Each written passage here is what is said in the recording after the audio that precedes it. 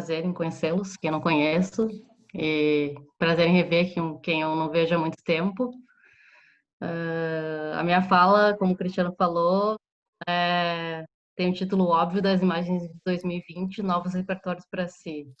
E eu queria começar falando por que eu decidi por esse tema, por esse título, porque quando o Cristiano me convidou para falar, eu um tempo atrás. Eu estava produzindo algumas imagens durante a quarentena, eu estava na euforia de estar vivendo um momento completamente novo na minha vida, imagino na vida de muita gente, de todos, né? Acho que ninguém passou por uma pandemia ah, ah, antes de 2020. E, vinte. E eu fiquei super animada para falar sobre o que eu estava produzindo e criando. E agora, mais perto da minha fala, ele falou assim: tá, vamos discutir então qual vai ser o tema. E eu estava em outro momento, porque parece que nessa quarentena a gente vive 5 anos em um mês. Então tudo acontece, tudo muda. Embora a vida, a gente permaneça dentro de casa, as perspectivas sobre a vida mudam muito rápido, pelo menos para mim estão mudando. E, e eu já não estava produzindo muita coisa, eu fiquei muito perdida e não sabia o que falar. E daí eu refleti um pouco e decidi que eu ia falar sobre o meu momento atual, que é essa reflexão sobre não o passado e não o presente, mas o que vai ser para o futuro e o que a gente está criando hoje que vai ser guardado para o futuro, ou o que a gente está criando hoje que em fotografia que vai marcar esse momento pro daqui para frente, né?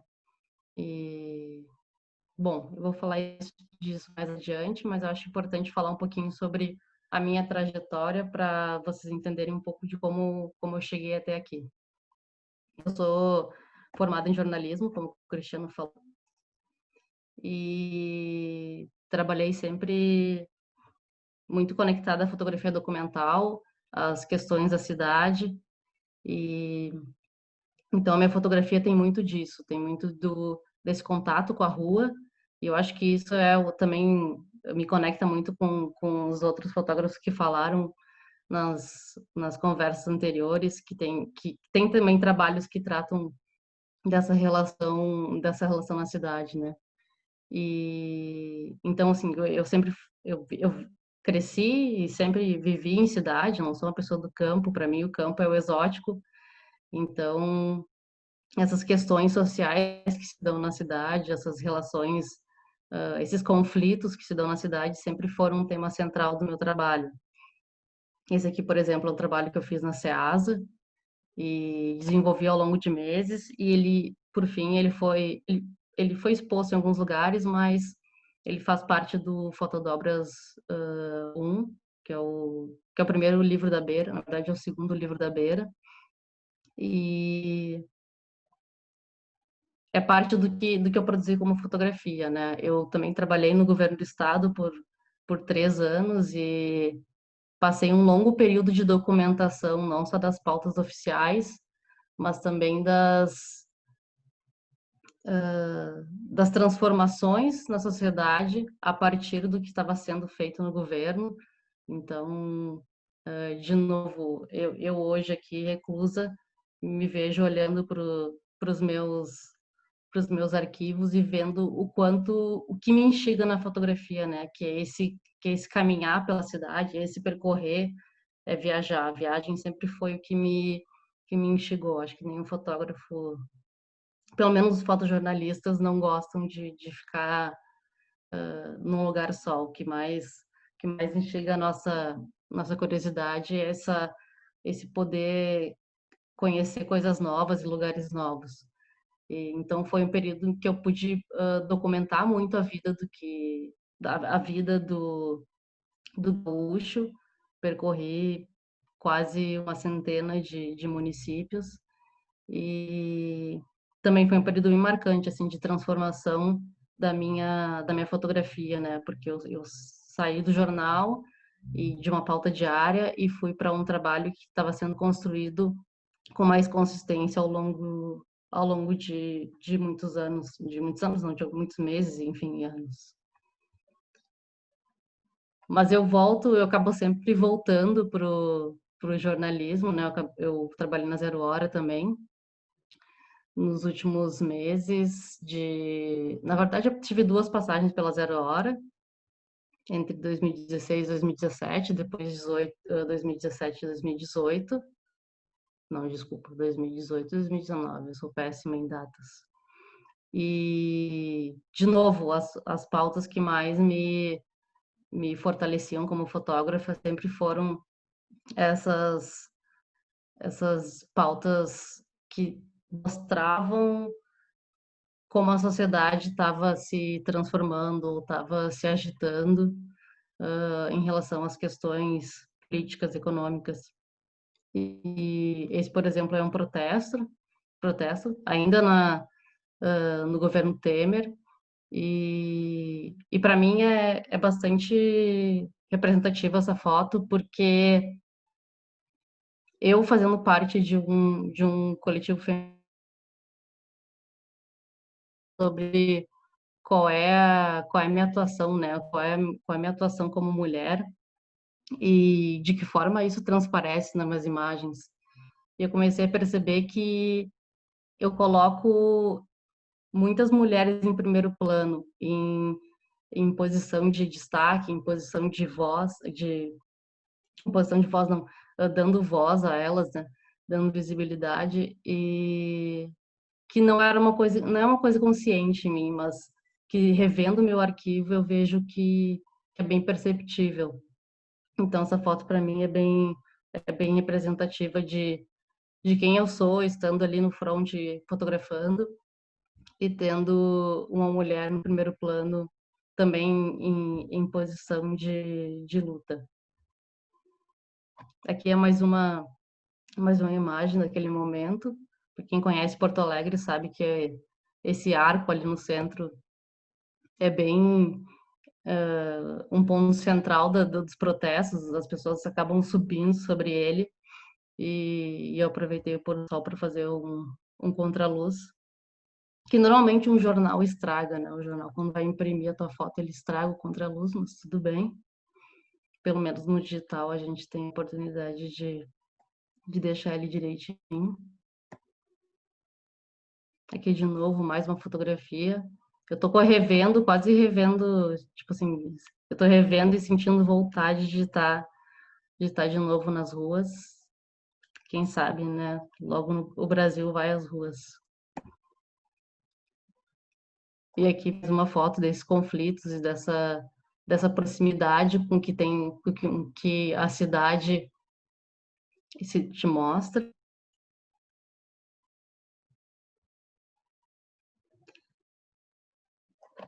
Em paralelo a isso, eu também fotografo muito, sem ter um projeto específico, sem ter um propósito específico, mas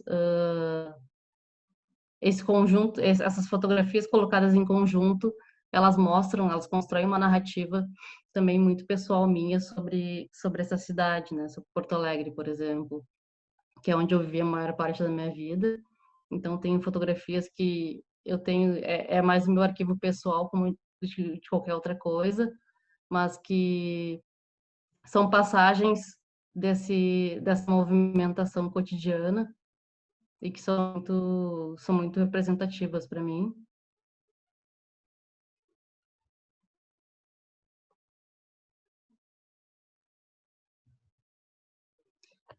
E mais recentemente, então, eu decidi que eu queria ir além do jornalismo e eu queria falar além do que eu falava dentro de um jornal ou até produzindo imagem para assessoria de imprensa, e comecei a desenvolver projetos a longo prazo que tratassem de temas que já eram recorrentes na minha fotografia, mas sob outra perspectiva.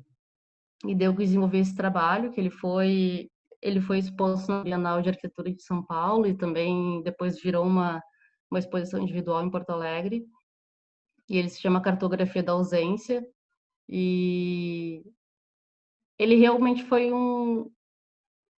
ele mostrou o quanto eu estava relacionada com a cidade e quanto eu já estava também questionando a minha fotografia em relação à cidade, porque eu sempre utilizei ela como pretexto para fotografar algo que estava acontecendo lá e de repente eu vi que ela era palco de tudo e eu quis destacar ela, destacar o palco de todas essas coisas que acontecem, esses conflitos que acontecem, as relações sociais que se dão ali. E nesse trabalho, a cartografia da ausência, ela trata da violência em relação aos ciclistas em Porto Alegre. Então, eu fotografei os locais onde os ciclistas morreram, e são cerca de 30 lugares em Porto Alegre, espaços em Porto Alegre. E ao invés de mostrar esse trânsito tão violento, esse choque entre a velocidade do carro e a vulnerabilidade do ciclista, eu decidi tirar todo mundo de cena e deixar só o palco desse cenário de horror e de violência que é a própria cidade, né?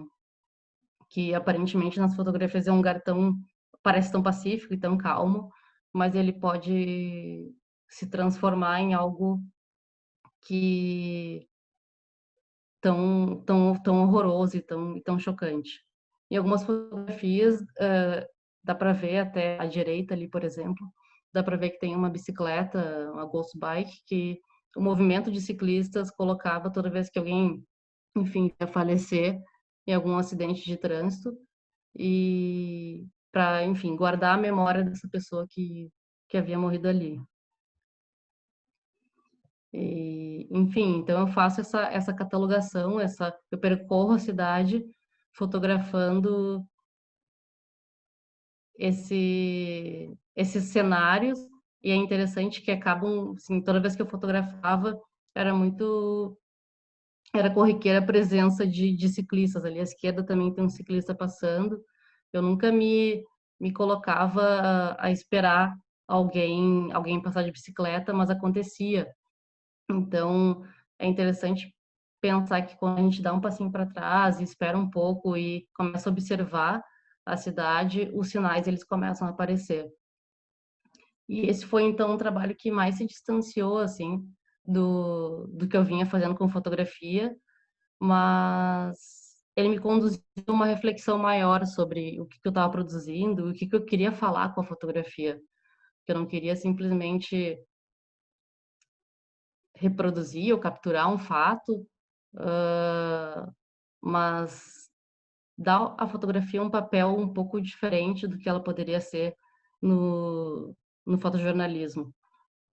E isso acabou me conduzindo para minha pesquisa de mestrado, que eu falo sobre como a cidade se transforma a partir do olhar de quem fotografa. E, enfim, eu acabo fazendo uma, uma retomada histórica e analiso o trabalho de três fotógrafos contemporâneos, o Felipe Russo, o Tuca Vieira e a Letícia Lampert, que acabou falando um pouco do trabalho dela também algumas semanas atrás com vocês. E para mim é importante esses múltiplos olhares sobre a cidade, para que a gente tenha para que a gente tenha narrativas diferentes, sobre perspectivas diferentes, todas que contem uma história que elas podem, elas não vão sobrepor uma história oficial, mas elas podem complementar a história oficial que acaba sendo tão higienista sobre a cidade, né? E eu acho que a fotografia tem esse papel de político de mostrar o que muitas vezes a gente não quer ver.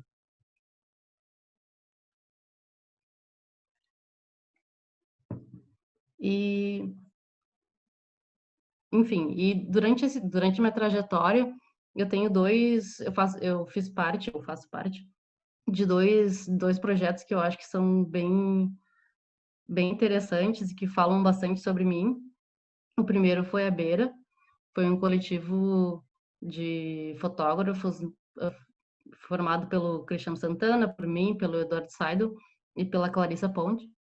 E a ideia era publicar livros fotográficos e era um coletivo que ele não nos autopublicava, claro, a gente publicou trabalhos nossos, mas a ideia era publicar também outras pessoas e tentar expandir um pouco o trabalho de outros fotógrafos e pesquisar sobre fotografia.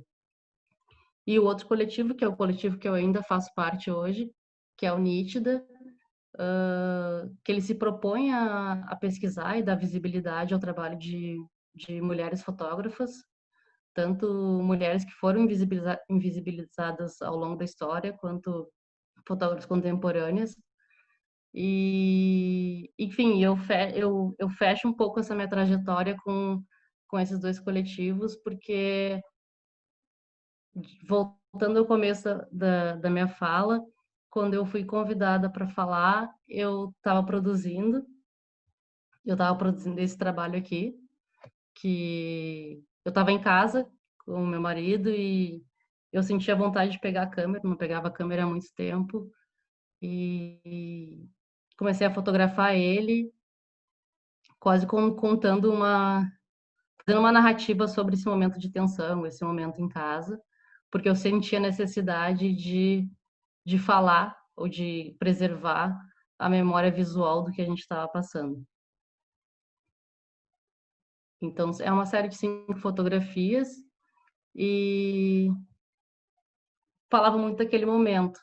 Só que assim como eu comecei a fotografar e ao longo da minha trajetória eu fui para um lado mais de pesquisa ou de compartilhamento de experiências, agora também quando eu fui convidada, eu para falar, eu estava no momento de fotografar e agora eu me vi num momento mais de reflexão. E daí eu pensei, tá, então o que que eu trago para essa conversa, né? O que eu trago de importante para essa conversa? E daí eu trago esse dado, que é 95% de toda a produção digital no mundo em 2020 será jogada fora. E daí a minha pergunta é, o que que a gente tem feito em 2020 que vai permanecer, né? O que que a gente tem feito que vai se destacar? Porque assim como eu tenho visto e acompanhado o trabalho de outras pessoas e eu vejo que a gente se deparou com um momento em que todo mundo estava na mesma circunstância, na mesma situação, e parece que todo mundo começou a tentar se reinventar, começou a tentar se destacar no meio do bolo, porque a gente sempre tem algo que nos destaca, né? Que nos situa como únicos. E de repente a gente viu que a gente era irrelevante diante de uma circunstância muito maior e começou a produzir, porque isso nos faz bem. Mas no final das contas, a minha pergunta é: será que isso é um recurso que a gente tem para tentar fugir da nossa angústia? Ou será que realmente a gente está produzindo agora algo que vai permanecer? A pergunta talvez seja: será que tem que permanecer? Eu acho que até o Léo o Léo é uma pessoa para discutir isso comigo, sobre a permanência das imagens. Mas, mas é mais ou menos isso que eu vim trazer assim para discutir qual é a nossa qual é o nosso papel hoje, o que a gente está produzindo, será que a gente está produzindo simplesmente para que a gente não se sinta sozinho ou para que o nosso ego se infle, ou quais são as imagens que vão permanecer essa quarentena?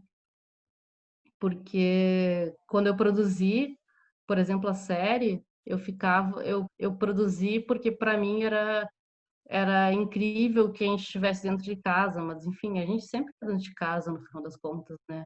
O que que tem de diferente nessa narrativa? É, então, gente, eu Tá todo mundo já pode se desmutar. Eu acho que eu já fiz isso. Deixa eu Funciona. ver. Tá, já Funciona. tá funcionando. Então, cada um pode se desmutar agora, tá? Para a gente seguir essa conversa. É,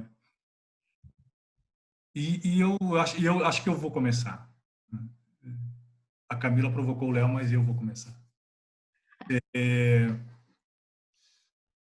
porque, sim, 95% dessas imagens vão fora, no sentido de que isso não vai virar arquivo, isso não vai virar documento, né? Eu não diria memória, porque eu acho que memória é outra coisa, mas não vai virar documento, né? Ao mesmo tempo, a gente sabe que essa ideia de uma fotografia documento é uma ideia de quando se fazia fotografia com outro propósito, né? Essas fotografias não são para permanecerem, essas fotografias que estão circulando na rede, né? O que permanece é realmente uma parcela muito pequena, é, e muitas vezes por motivos que são assim muito aleatórios, né? Muitas vezes a curadoria disso é uma curadoria dessas imagens que ela é aleatória. O que se salvou porque o HD não deu pau, né? Porque o telefone não foi para o lixo sem passar essas imagens para uma pasta no Drive, enfim. É, mas disso que eu queria, sei lá, eu não sei se é uma pergunta, se talvez seja só uma provocação mesmo para ti, assim, de pensar. Dentro desse contexto, não te parece assim que então existam, somos todos fotógrafos, todos fotografamos, mas então o que nos diferencia sejam as intenções? Não sei se tu me entendeu, ou se eu fui muito abstrato. Foi um pouco abstrato, mas eu acho que eu posso usar isso para falar sobre. Né? Tem gente que tem saudosista, mas eu acho incrível que todos possam fotografar, eu acho incrível que todos tenham um celular na mão e possam guardar memórias. Eu vi pessoas que jamais pensaram em fotografar para lembrar de algum momento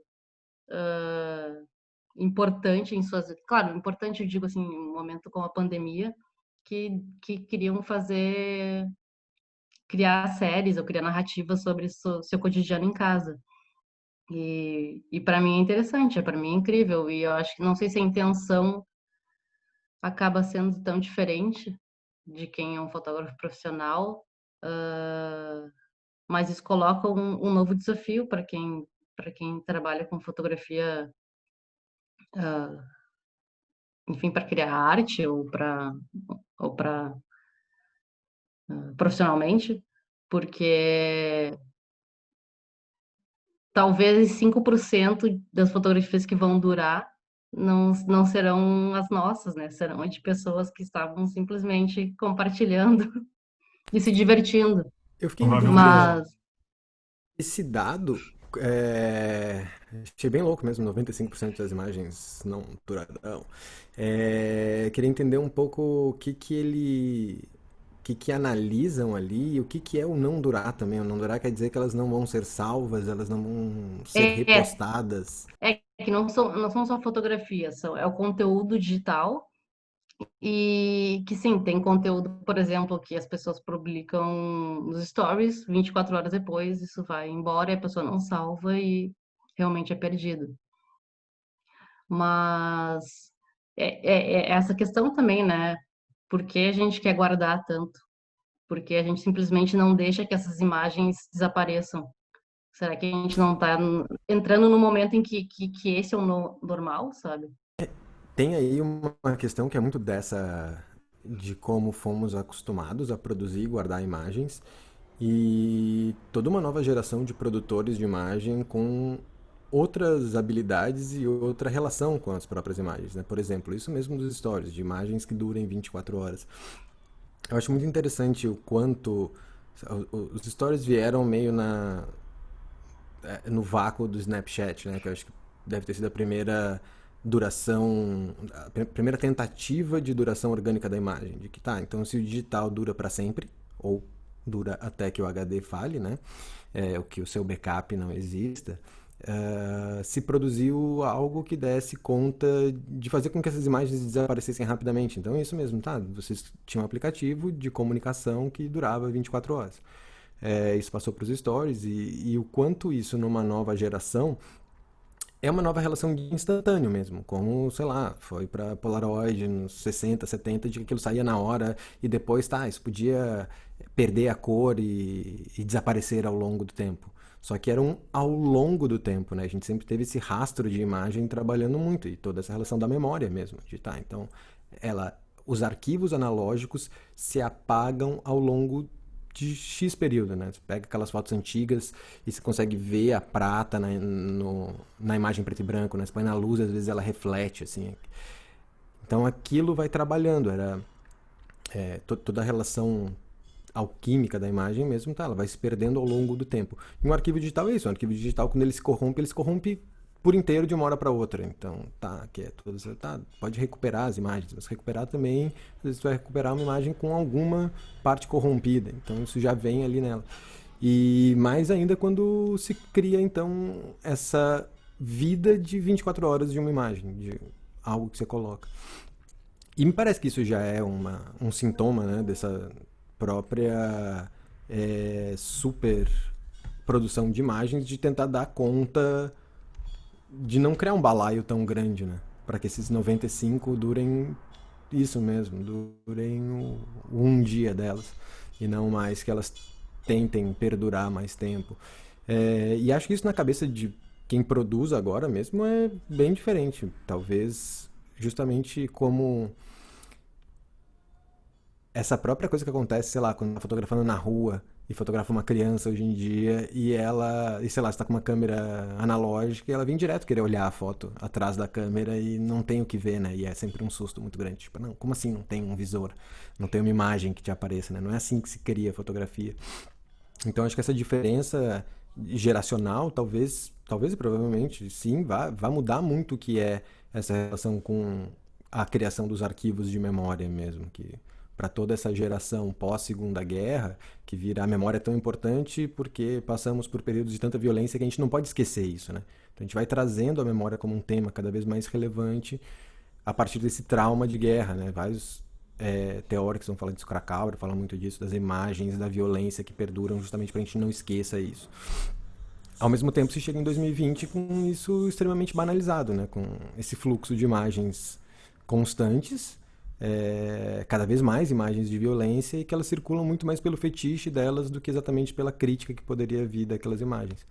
Então, é bem, por um lado, bom o momento no qual todos podem fotografar, né? Isso, tipo, estar vivo num momento em que todo mundo produz imagem é incrível, que a gente pode consumir e contribuir com a circulação de diversas imagens e diversos produtores. Ao mesmo tempo é isso, essa imagem ela vem quase que com uma baixa capacidade de crítica sobre a própria criação da imagem, né?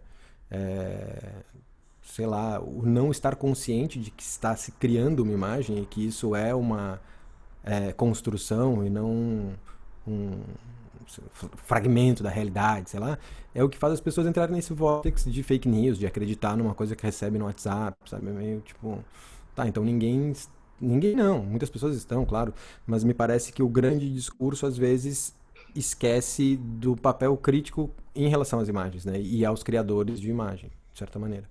E aí acho que quando tu traz as tuas questões, elas ficam ali bem presentes em todos os ensaios apresentados, que o tempo inteiro tu está te vendo como criadora e pensando criticamente no tipo de imagem que tu produz, né? Todos eles se encadeiam nisso, em pensar a relação de imagem e a criação dela de forma como tu te coloca nos trabalhos. Tu fala até ali uma coisa sobre um único de cada um, mas eu acho que mais até do que o único mesmo, é isso, é a capacidade de se expressar através disso e a partir da criação dos trabalhos, abrir ele para discussão e crítica, né? Crítica, não crítica fotográfica, mas crítica em relação aos próprios temas abordados. Acho que é mais ou menos isso, né? Exato. Eu queria fazer uma pergunta para Camila. Estão me ouvindo? Camila, tudo bom? Tudo bom. Queria fazer uma pergunta mais para o início da tua apresentação, que tu começou te apresentando como uma jornalista ou repórter, né? Fotógrafa, e tu ia direto no assunto, no que estava acontecendo, no que pediam para tu ir, tu ia lá naquela multidão e fotografava. E depois tu apresentou um trabalho num outro campo, né? Um trabalho cujas fotos estiveram nas paredes das galerias e que também era de um fato, um acidente, uma morte, mas tu não ia no momento, tu não ia na hora, tu ia depois, tu te posicionava de uma maneira diferente, buscando um outro enquadramento em relação ao fato. Eu queria que tu comentasse um pouco essa diferença desse comportamento do fotógrafo, esse que tem que mostrar o que está acontecendo para divulgar isso para um público maior, para um público que vai encontrar no jornal, e essa mesma fotógrafa que é tu, mas uma outra fotógrafa dentro de ti mesmo, né, que vai em busca de um fato, mas se posiciona de uma maneira diferente e procura dialogar com um outro público. É interessante porque, justamente como tu colocou, o jornal, ele alcança muito mais pessoas, né? E ele alcança diariamente centenas de milhares de pessoas. Mas, ao mesmo tempo, essa produção excessiva do que está acontecendo na cidade e do instante em que a violência ocorre, do instante do fato, ele, ele cria ele cria um excesso de violência que nos deixa acostumados a ela. Ele normaliza a violência, de certa forma. Então, assim, a gente para de criticar um pouco porque já é normal ver pessoas sendo violentadas de todas as formas. E a minha intenção era justamente essa, era dar um passo para trás e tentar pensar a respeito e pensar em como a fotografia ela podia discutir essas questões, mas sem tentar chocar, porque é isso que o jornal faz, né? Ele usa todos os recursos que pode, desde os técnicos até os discursivos, para tentar espetacularizar aquele momento. Então, assim, tu vai para a rua para a imagem mais, em busca da imagem mais chocante, para chamar a atenção do leitor. Então, quando eu quero ir para uma galeria, eu quero ter um trabalho que tenha uma durabilidade diferente do jornal, porque o jornal é diário, e no dia seguinte não interessa o que tu fez no dia anterior, porque já é passado. Eu queria também ter um tempo de absorção das fotografias que não fosse tão instantâneo e que não fosse tão direto e claro. Então, por exemplo, quem não leu sobre o Cartografia da Ausência, não sabe sobre o que se trata o trabalho, é difícil entender o que a fotografia tá mostrando ali, qual é o discurso que eu estou colocando ali. Porque, claro, no conjunto, alguns indícios estão expostos, mas é preciso um tempo maior, né? Um tempo maior de absorção da fotografia. E para mim foi interessante tentar trabalhar esses dois tempos da fotografia, né? Esse tempo de, de reflexão mesmo, de reflexão profunda e de um discurso não tão direto, e sendo que eu estava acostumada a produzir um outro, que era essa, essa corrida contra o tempo, né? Para pegar o instante decisivo. O microfone está aberto, gente. Só liberar. Quem quiser falar, é só liberar o microfone.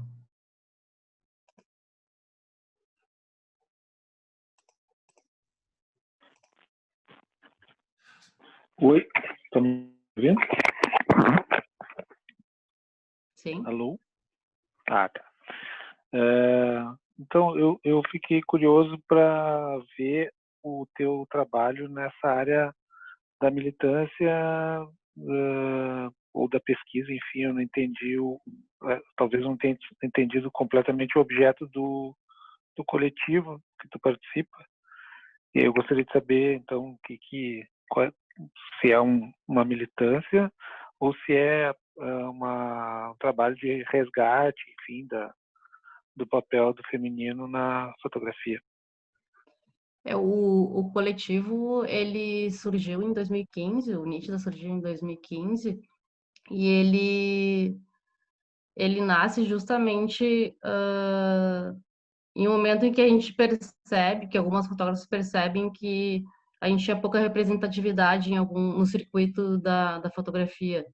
E a gente começa a se perguntar por quê, né? E como se a gente não soubesse, porque o Brasil é um país super machista, isso todo mundo sabe, está dado, né? Machista, racista, enfim. Uh, e então a gente começou a gente se uniu, eram fotógrafos que tinham trajetórias completamente diferentes entre si, e a gente se uniu para justamente questionar esse cenário e tentar dar visibilidade a fotógrafos. Então, começo do Nítida, a gente começou a compartilhar perfil de fotógrafas históricas. Depois a gente começou também a publicar o trabalho de algumas fotógrafas contemporâneas, que a gente via que tinham trabalhos incríveis, mas não estavam sendo expostos em nenhum lugar, não estavam sendo compartilhados, mostrados para outras pessoas. A gente produziu entrevistas, textos críticos, e nos últimos tempos, agora eu não, porque eu estou aqui na Holanda, mas enfim, as outras integrantes estão em Porto Alegre, elas têm feito mais ações presenciais. Então, é justamente isso, é um coletivo para dar representatividade às mulheres. Então, são mini cursos sobre fotógrafos, porque eu não sei, é interessante isso. Quando eu, mulher, comecei a ver que tinha mulheres fotografando, eu senti que eu era capaz daquilo. Talvez, assim, tem muito... Eu tô olhando para vários homens aqui na minha frente agora. Mas para ver vocês talvez seja normal. Assim, pensem em quantas mulheres vocês têm como colegas de trabalho, né? São poucas. Eu, no jornal, eu sempre fui ou a única, ou tinha mais uma ou duas colegas dentre 15, 20 homens fotógrafos. Então, a gente sabe a importância de ter uma mulher em destaque, ter uma mulher que tem um trabalho que tem relevância e está sendo colocado para o mundo, para que a gente se sinta representada também, se sinta inserida. E essas ações presenciais a gente sentiu muito na Nítida, assim, de jovens fotógrafas que estavam começando e se sentiam um pouco representadas. Mas quando elas veem que tem outras mulheres produzindo, pesquisando, isso dá confiança a elas. E tem sido a atuação da Nítida nos últimos tempos também. A gente produziu uma exposição coletiva em 2018, a gente mostrou alguns trabalhos nossos e também parte da pesquisa, mas o coletivo é mais focado nisso, na pesquisa e no fortalecimento das mulheres fotógrafas, não tanto no nosso trabalho particular. Tudo bom. Tem uma pergunta ali no bate-papo. Lê para nós, Cris? Tá, vou ler então. O Nino Rezende, que está na sala, acho que ele pode expressar melhor ali o que ele quis dizer, porque eu não entendi. Será que a única maneira de preservar imagens digitais é ampliá-las? Ampliá-las no sentido de imprimi-las? Sim. Eu não... Essa pergunta não é para mim, eu imagino, porque eu não sou... Eu nasci no digital. Não nasci, mas eu comecei a fotografar no digital. Mas, enfim, antes que outros queiram responder, até onde eu sei, é uma das alternativas para manutenção das fotografias. Embora seja perigoso, assim, que nem um dia o CD foi seguro, um dia o disquete foi seguro, hoje um HD é seguro, mas daqui a 5 anos não saberemos se o HD... A nuvem, na verdade, é mais segura que o HD, imagino eu, hoje, no mundo virtual. Tem... Eu não sei se o Nino quer falar sobre... Não, acho que ele quer ouvir. Mas eu uma vez... Se é isso, eu uma vez que eu tinha de informação que são isso, né? São 3 arquivos diferentes, tu tem que ter pelo menos 2 tipos de mídia e 2 locais diferentes, né? E sim, algumas imagens, algumas cópias físicas, né, em papel também. Enfim. Camila, eu olhando assim, tá, eu acho que tem, o meu questionamento tem a ver com várias coisas aí que estão na tua trajetória. Eu vi tu falando aí sobre sobre esse último trabalho que virou exposição. Eu esqueci o nome, qual é mesmo? Cartografia da ausência, tu Isso. inclusive Eu participou fiz desse projeto. eu fiz a curadoria. Então, me pareceu assim que essa, daí tu me diz o que tu acha disso, tá? Mas me parece assim que tem que sim, quando tu tá trabalhando ali no jornalismo diário, tu tem uma pauta para cobrir, tu tem que levar a imagem que vai para a capa no outro dia, né? Então essa imagem é uma imagem forte e uma imagem direta. Por quê? Porque a gente vem ainda de uma tradição no fotojornalismo impresso, né, no fotojornalismo de jornal, que é de competir pela capa na banca, né? Os jornais ficavam todos, né, ali na banca de revista e quem passava tinha que ter uma imagem que fosse forte, que fosse impactante para comprar o jornal, né? Então isso sim vai te dar ali uma imagem que ela é muito mais uma informação, uma imagem de informação, né? É essa a imagem de informação e mais direta assim, né? E aí quando tu vai para um trabalho que ele é um trabalho de mais tempo também, que não está dentro dessa lógica da produção, da fábrica de fazer, não, né? Tu tem condições também de produzir um trabalho que ele não é tão direto.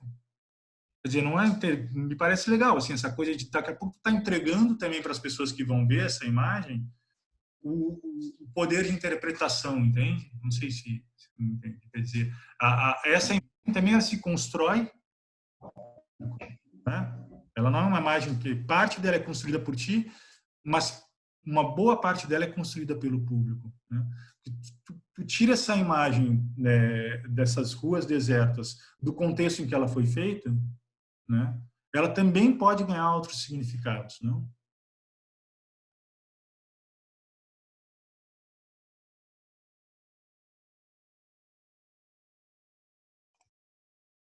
Trancou? Não, voltou, né? Estamos aqui. Estamos. Mas tinha dado uma travada. Não, é justamente isso, esse poder de interpretação. A gente produz imagens com uma intenção e ela com certeza ela vai ser interpretada a partir o ponto de vista específico de quem está vendo. Acho que até no jornal isso acontece, sabe? As pessoas acabam interpretando da maneira delas, mas é claro, o jornal ele tem o título, tem a linha de apoio, tem o texto que ajuda a guiar, né? Inclusive, assim, no jornal, o normal é escrever, é aquela legenda descritiva, né? Como se a pessoa não estivesse vendo a foto. Então, na fotografia, aquela da esquina, eu poderia dizer faixa de pedestre com 3 sinaleiras no centro da imagem, na zona norte de Porto Alegre. Mas, né, para caso você não tenha entendido. Mas esse é o poder, né? Esse é o poder da imagem. O, é interessante porque justamente a gente concorre não só com os outros jornais, a gente concorre com os próprios fotógrafos do jornal em que a gente trabalha. Então, quanto mais direto e mais espetacular a imagem, mais chance a gente tem de ganhar destaque. E, e a gente perde muito um pouco dessa oportunidade de criar narrativas que não sejam tão óbvias, né? Que façam o receptor pensar um pouquinho mais. E, eu acho que é um pouco, eu sinto um pouco no momento agora, assim, as pessoas, tá todo mundo publicando fotos de casa. Eu mesma, eu estou falando porque eu mesma fiz isso, né? A minha rotina dentro de casa, ou, enfim, diversas perspectivas sobre estar em casa, mas que tipo de narrativas visuais a gente pode criar sobre a pandemia que não sejam tão óbvias, sabe? Tem uma coisa de observação, assim, sobre a pergunta do Chris e a resposta, que eu acho que tem umas questões boas para pegar de gancho de primeiro dessa relação que a gente tem às vezes com o receptor mesmo, né? Isso é muito do jornalismo, do emissor, mensagem, receptor e dessa relação horizontal e circular, que acho que até se estuda isso um pouco no jornalismo mesmo, com, né, dos ruídos nessa mensagem, assim, e o jornalismo vai tentar o tempo inteiro diminuir esse ruído para que a mensagem que chega no receptor seja a que o emissor quis que chegasse, sabe? Enquanto 2020, né? É tudo tão super que não vai chegar o que você quer na pessoa, a pessoa vai ouvir o que ela quer, ela vai divulgar como ela quer, a ideia das fake news é cada vez mais interessante assim nessa análise, por isso a mesma imagem vai circular em grupos completamente diferentes, cada um com a sua interpretação. Então, um discurso absurdo do Bolsonaro, como todos eles, é lido pelos apoiadores como um discurso válido, como algo, né? Não é que não se mudou a mensagem, ela é a mesma, mas ela vai ser lida de forma diferente por grupos diferentes. Então acho que aí cabe uma questão muito, tanto do tempo atual, como acho que isso já foi sempre assim, né? Que o receptor também tem a sua liberdade de receber e interpretar isso e trabalhar a partir das suas experiências, né? Uma rejeição é uma resposta. Então, às vezes a gente fica muito preso à compreensão, né? Essa coisa, não, mas a pessoa não entendeu aquilo que foi dito. Ela entendeu alguma coisa, cada um entende alguma coisa e responde a isso. E às vezes ela não respondeu o que a gente quer, não quer dizer que ela não entendeu a mensagem. Ela entendeu do jeito dela, respondendo de um jeito que era o que a gente não queria. Mas enfim, é justamente isso, né? O colocar as mensagens no mundo é estar exposto a receber de volta algo que não sempre é o que a gente imagina que venha. Então, acho que isso, e cada vez mais nesse ambiente digital, nesse fluxo, nesse vórtex de imagens mesmo, é, vem bem fora do poder de quem emite a mensagem, né? Ou a fotografia, ou o que quer que seja, assim, esse poder de direcionamento, de controle, ele vai cada vez se perdendo mais, e ela vai fluindo aí conforme quem compartilha, mais do que quem faz, né? Que acho que é um pouco dessas coisas do papel da imagem hoje é essa, ela vem, se não com a legenda do jornalismo, vai pelo WhatsApp com o comentário da pessoa embaixo, veja isso, né? Não, a pessoa meio interpreta aquilo também, e aquilo vai fluindo de outra maneira até que alguém mude a mensagem que vai embaixo daquela imagem e aquilo altere completamente. Teve uma bem atual hoje, já que eu falei que não tinha notícia nenhuma no dia, teve uma que eu acho que era no UOL, um desses fact-checking, assim, que eu tava vendo, que era... depois de uma ação da Polícia Federal, não lembro onde, naquela cidade tinham diminuído 90% as mortes por Covid. Como se fossem mortes mentira, né? E que a PF fez uma ação e aquilo teria diminuído. Na real, a PF tinha realmente feito uma ação, mas era para apreender respiradores superfaturados e investigar respiradores comprados de maneira superfaturada, já que não precisava fazer licitação. Mas aí tu pega a imagem, e é isso aí, a imagem realmente era um monte de agente da PF dentro de um hospital. E aquilo se muda para, então eles fizeram uma auditoria dentro do hospital e 90% das mortes não eram por Covid, sabe? Tipo a história do o cara trocando pneu, estourou a câmara e morreu e deram como Covid, aquela. Tipo, meio isso, assim. Então as mensagens vão circulando cada vez com legendas mais ao gosto do freguês. Isso é bizarro mesmo. Porque cai no que a gente falava antes, de que o grande fluxo de imagens sendo consumidas de forma passiva faz com que a gente não critique tanto isso e só receba mesmo. Que é um pouco da diferença dessa relação da internet, que é só fazer download é ruim. É bom você também fazer upload e entender que isso circula, que você também pode produzir, você produzindo, você sobe algo e tem um retorno disso e conversa com pessoas sobre isso e se entende como produtor mesmo. E todo mundo então produz imagens, já que se produz, essas imagens têm o significado que você quer, mas tem o do outro também, elas podem ser manipuladas. Então quanto mais produtores e produtoras críticas de imagem existirem, melhor vai ser pra gente nesse futuro 2020 para frente, para não ser o, o, o crente absoluto das imagens e do poder delas, né? Porque a gente foi muito enganado por imagens já, então desconfiar das imagens é sempre uma boa qualidade, acho. E produzir as imagens, acho que é a melhor forma de começar a desconfiar delas.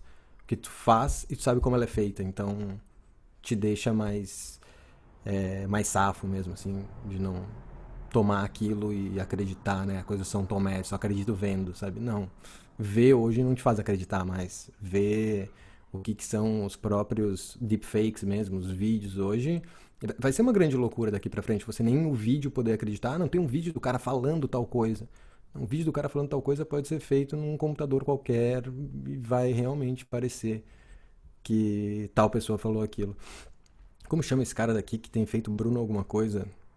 Bruno Tcharara, esqueci o sobrenome dele, mas é um cara que tem um Instagram e só faz deepfakes, assim, faz com o Bolsonaro, faz com vários políticos, e é isso. Vê e pela imagem você não desconfiaria que aquilo é fake, você tem que saber que é fake. Então é um pouco dessa loucura atual, né? A Letícia falou que é Bruno Sartori. Seria isso? Sartori, Bruno Sartori, exatamente ele. Ó, esqueci o sobrenome porque para quem é do Rio Grande do Sul é muito interessante esquecer Sartori, entendeu? Então é uma coisa que a gente prefere não lembrar, então eu fico só com o Bruno para ele. Mas eu acho, assim, dando continuidade ao que tu estava falando, além de produtores críticos, eu acho que é preciso abrir mais espaços de discussão, né? A internet tem nos possibilitado tudo isso. Claro, eu tentando ver o lado bom desse momento, em que a gente não pode se encontrar, infelizmente a gente não pode se encontrar presencialmente, mas que incrível a gente poder estar falando com pessoas do mundo inteiro numa sala, e depois isso vai ser gravado e compartilhado e vai ser repercutido depois. E que incrível isso, né? Que incrível a gente poder discutir e de repente abrir realmente esse debate sobre a crítica sobre as fotografias e sobre o quão perigosas elas vão ser se a gente não tiver esse olhar questionador sobre o que elas são, porque a gente não pode falar de verdade, né? Sobre a verdade, mas sobre como elas podem ser manipuláveis ou transformar o sentido de quem produziu. E, e para mim é incrível assim esse momento que a gente está vivendo e que a gente pode realmente abrir novos canais de discussão. Assim, não existe mais aquela hierarquia vertical em que, por exemplo, de um festival de fotografia que tinha um convidado e daí existia a plateia que ficava assistindo. Não, aqui qualquer um, por exemplo, a Letícia foi ali, Bruno Sartori, isso, ela está discutindo. Então, a gente está aqui, a gente está em constante troca, mesmo que tenha uma convidada, que no caso hoje sou eu, qualquer um pode falar.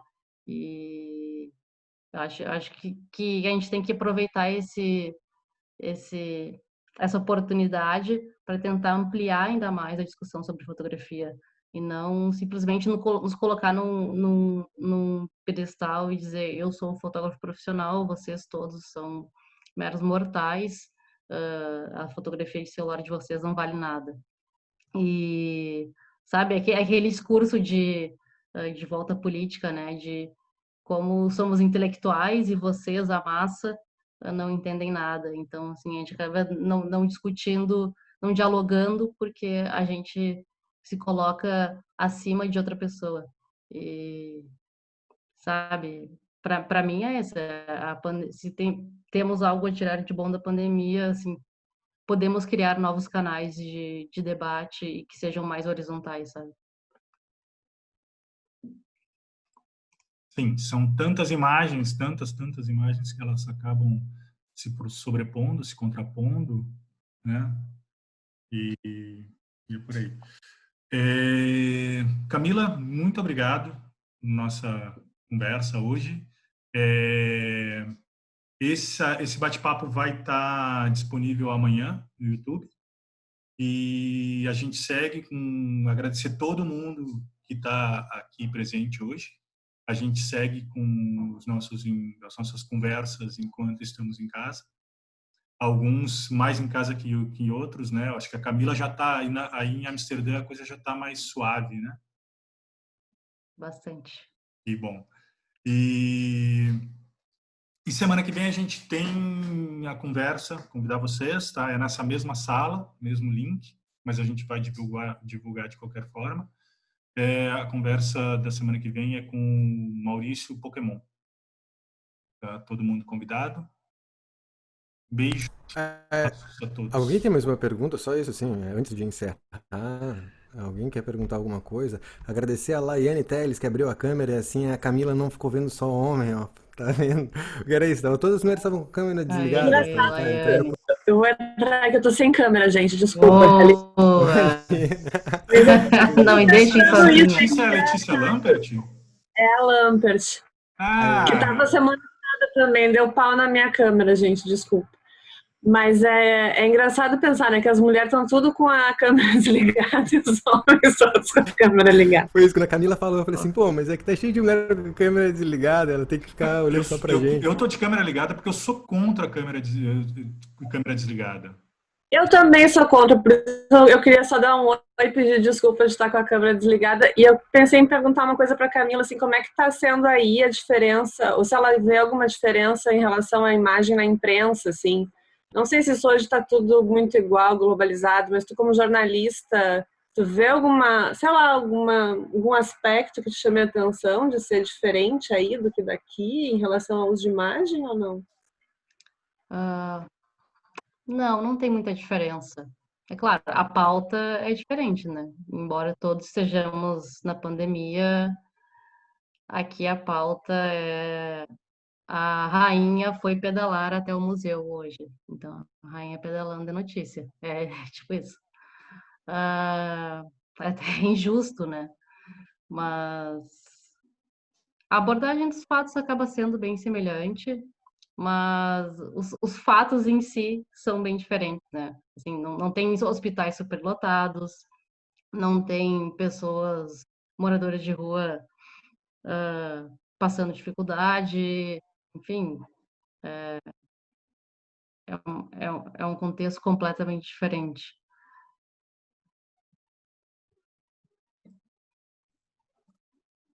Eu vou aproveitar o momento. Fiquei chateada depois de falar isso. Que droga, né? Tem silêncio, né? Mas vamos lá, a Maíra vai perguntar. Pois é, eu tenho uma dificuldade extrema com essa... tenho me sentido cada vez mais velha com esse momento de lives e podcasts e etc. Porque fazer pergunta, tentar... Essa coisa de falar um em cima do outro, você perde o time, eu estou me sentindo super antiquada. Mas eu queria fazer uma pergunta para a Camila, que foi uma das primeiras questões lá. Quando você falou sobre a permanência das imagens, e você está sentindo isso mais nesse momento, pelo menos foi o que eu entendi, me corrija se eu estiver errado, mas que você está sentindo isso mais nesse momento agora, a partir do isolamento social, e aí eu queria entender por que você começa a sentir isso mais forte nesse momento, sabe? Porque, por exemplo, não é um sentimento que, para mim, foi despertado com o isolamento. E aí eu fiquei curiosa de perceber como que outras pessoas estão sentindo esse momento. Porque é uma coisa assim, eu acho que todo mundo já está produzindo imagem há muito, né? Assim, todas as questões que o Cristiano e que o Léo colocaram, que eu super concordo. E não sei se é porque a gente está mais em casa, é isso, e aí a gente está mais tempo nas redes, então você fica vendo e começa a ter uma ideia de que essa produção está sendo maior, ou essa produção ela realmente está sendo maior porque estamos em isolamento. Eu não sei, é isso. Eu não tenho exatamente essa sensação e fiquei curiosa quanto a isso. Tanto para a Camila quanto para também quem quiser, né? Não, desculpa, talvez eu tenha me feito entender errado, mas não, eu não sinto. Eu já vinha, enfim, lendo bastante sobre essa hiperprodução de imagens e de como a gente é incapaz de guardar tudo, a gente é incapaz de ver de acompanhar tudo. Existe, sei lá, essas pesquisas mirabolantes que dizem, sei lá, tudo que foi publicado no Facebook hoje, você precisaria de centenas de anos para assistir tudo. Então, assim, há muito tempo a gente já vem ouvindo falar disso. Mas quando eu falo da permanência das imagens, é porque eu comecei a me questionar qual era a importância de eu estar produzindo em casa nesse momento. Será que eu estava produzindo, ou eu e todos os outros, será que a gente estava produzindo simplesmente para tentar nos tirar de uma angústia, de uma incapacidade de produzir algo diferente, entende? Ou talvez de nos destacar no meio da multidão? Porque, para mim, de repente é isso, né? Assim, algumas pessoas têm lutas muito específicas e têm pautas específicas que permeiam suas carreiras, e de repente a gente se viu igual, né? Ao mundo inteiro, por um momento que seja. E daí eu fico pensando, será que não é uma ego trip minha ficar me fotografando em casa? Qual é a relevância disso? E será que isso vai se perder? Porque, assim, eu criando narrativas pessoais e fico pensando, tá, mas daqui a pouco tu vê aquela delegacia de polícia pegando fogo nos Estados Unidos, tu fala, essa é a foto da quarentena, sabe? Porque, tá, não a foto da quarentena, mas, assim, a foto que vai marcar parte dos acontecimentos dessa quarentena. Essa é a foto que vai ficar, uma das fotos que vão ficar.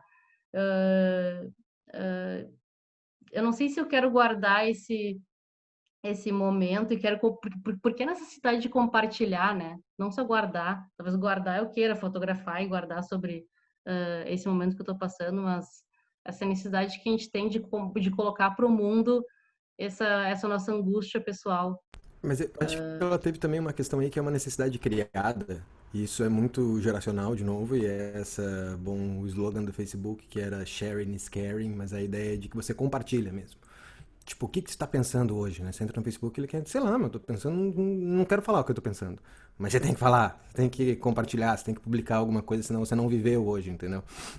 Se você não compartilhar nada, você não vai ganhar seus likes do dia, você não vai ter tido uma resposta virtual dessa vida tão importante. Então, eu acho que aí tem uma questão como o compartilhamento que eu acho bem pontual, assim, que é...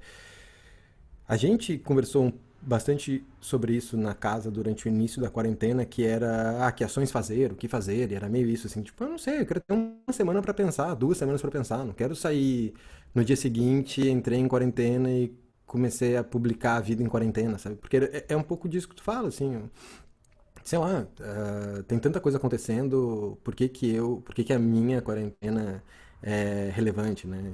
Perto de tantas outras coisas maiores acontecendo. Eu acho só também tem essa relação do micro e macro, que existem imagens tão fortes, talvez, não sei, mas importantes quanto a da delegacia pegando fogo, da quarentena pessoal de cada um, sei lá. Então, cada um vai ter suas imagens, mas dentro dessa ideia do compartilhamento mesmo, é isso. Tipo, tá, a delegacia pegando fogo é um fato muito mais relevante e compartilhável do que o chão da minha casa, entendeu? Sei lá, que nem eu comecei a fotografar umas coisas no chão, que era tipo umas paisagens. Tá, então é isso, realmente, não tem um fato. Pensando especificamente nessa relação do jornalismo, inclusive, assim, não tem um fato jornalístico no chão da minha casa, mas tem no chão da delegacia, então são tipos de imagens diferentes. E talvez isso também contribua para a duração dessa imagem. Muitas das imagens postadas nesse compartilhamento, nesse fluxo das milhares de horas que a gente precisaria para assistir, são imagens que respondem ao ego, a produção egóica mesmo, que estão ali para durarem suas 24 horas e as pessoas receberem os likes daquilo, né? Os influencers da vida em relação àquilo. Mas não tem um fato ali, nada que deva mesmo perdurar, a não ser a crítica sobre a criação dessas imagens. Tem um vídeo, não me lembro de alguém, ótimo, não me lembro de quem, mas que chama Hello World, estava numa exposição e era uma tela gigantesca com vários desses vídeos de youtubers, que todos eles, em vários lugares do mundo, só começavam o vídeo com Hello World. E era um mosaico como esse que a gente está agora, só que com muito mais telas. E que todo mundo só tinha essa fala inicial. Isso era um Hello World, aí cortava pro do lado e Hello World. E era todo mundo falando com um mundo, mas com um mundo que nem sabe quem é, que talvez o mundo nem esteja assistindo isso, né? por ver quantos views teve cada um daqueles vídeos. Mas é esse desejo e, a partir do desejo, a necessidade de se comunicar com o mundo. Já que o mundo está disponível, eu tenho que me comunicar com ele. Então, eu tenho que compartilhar alguma coisa. E aí, realmente, quando todo mundo resolve compartilhar alguma coisa, manter essas imagens é impossível. Não existe HD para tudo isso, não existe memória para tudo isso, e e aí entra naquela tua questão mesmo, o que realmente vale ser guardado, né? E aí são critérios completamente diferentes. Vai ter a manutenção histórica disso mesmo pelos poderes, né? O poder vigente vai querer que se guarde um tipo de imagem. Quem critica vai querer que se circule e se guarde pela circulação outro tipo de imagem. Então acho que é uma guerra de narrativas, como sempre existiu, mas numa velocidade que nunca existiu. Então acho que muda muito hoje a velocidade como as coisas acontecem e a quantidade de material circulando. Então, por mais que a gente sempre tivesse guerras de narrativas ao longo da história, acho que agora elas são mais intensas e rápidas, assim, e dar conta disso é realmente muito difícil.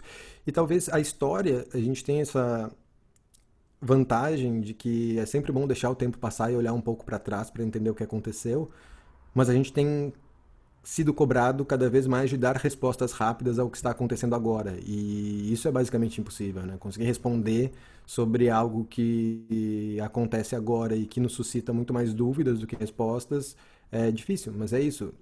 Ninguém quer entrar num canal e assistir dúvidas, ela quer a resposta daquilo. O que eu tenho que fazer na pandemia? Quando é que a gente vai sair disso?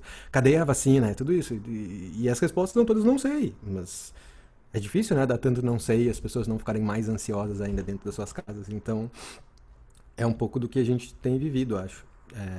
Mas, quanto mais capacidade de crítica nós temos em relação às imagens, acho que melhor a gente vai sair, assim, mais saudável e são mentalmente, talvez. Não é porque a gente não tem as respostas que a gente não pode fazer as perguntas, né? É isso que eu trago, assim, será que a gente pode fazer uma reflexão em conjunto de como a gente pode nos questionar mais e questionar essa produção e talvez como a gente se posiciona, né? Porque não adianta dizer assim, como era bom antigamente, eu podia fotografar, fazer minhas 36 poses e guardar. Não, ok, não existe mais, e tá dado isso. Então, assim, a gente vai chorar ou a gente vai encarar que tem milhares de fotografias sendo produzidas e compartilhadas por segundo em 1000 plataformas e como a gente pode, como produtores de imagem, como a gente pode tratar disso, né? Usar disso e nos inserir nesse meio, porque a gente não pode simplesmente fingir que nada está acontecendo, nos colocar de novo num pedestal e dizer, não, eu produzo imagens, irão para uma galeria, e não, essa galeria tá produzindo o Hello World que tu acabou de falar, né? E tem uma coisa também, né?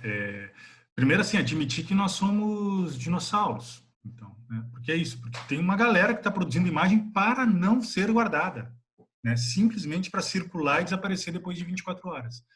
E isso é uma coisa que um ano atrás, assim, eu comecei a me questionar muito, assim, sobre essa coisa da galeria, né?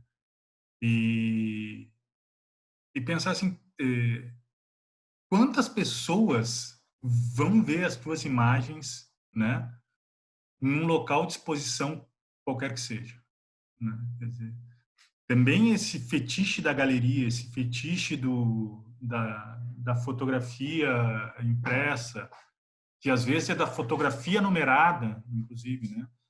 Claro que isso faz parte de um mercado, isso envolve uma economia aí, né? Mas tem esse fetiche também. Quantas pessoas vão, né, ver o que importa o nosso trabalho como fotógrafo, vamos dizer, né? Em que importa para o mundo esse trabalho que é feito para a galeria? Qual é a força que isso tem, né? Essas imagens que estão aí simplesmente circulando e desaparecendo, talvez elas estejam mais fortes, né? Claro que, sobre um aspecto, tem uma coisa interessante aí, que é o fato de que, na verdade, elas desaparecem, mas, ao mesmo tempo, elas não desaparecem, porque elas acabam virando em muitos trabalhos, para muitos artistas, elas acabam virando a matéria de trabalho desses artistas, né? Então, também tem isso, que daí ela ganha uma outra potência, né? E isso é interessante. Tá aberto? Deixa eu só falando. É interessante que a gente fala, né? Eu e o Cristiano, a gente trabalhou junto bastante. A gente discute a questão da narrativa, né? Então, assim, a foto única, como um conjunto de fotografias tem o poder de, enfim, expressar algo e às vezes de uma forma muito mais potente que uma foto única. E agora pensando, será que a gente não está vivendo um momento da narrativa? A gente está, na verdade, dentro de uma narrativa constante que se renova a cada 24 horas e nós, dinossauros, ainda não nos damos conta disso. A Tá narrativa todo da mundo Matrix, contando a gente história já o tá tempo vendo. todo, né? É. Pô, eu encerrei uma vez, o Léo Abril, foi muito bom que o Léo abriu, porque eu acho que tinha um povo aí se segurando para falar. Eu acho que a Maíra falou muito certo, assim, a gente tem uma dificuldade com o timing, né? Para não atropelar o outro, e aí quando tu realmente pega fôlego e vai, alguém já falou antes, né? E a gente está meio que aprendendo isso nesse lugar, né?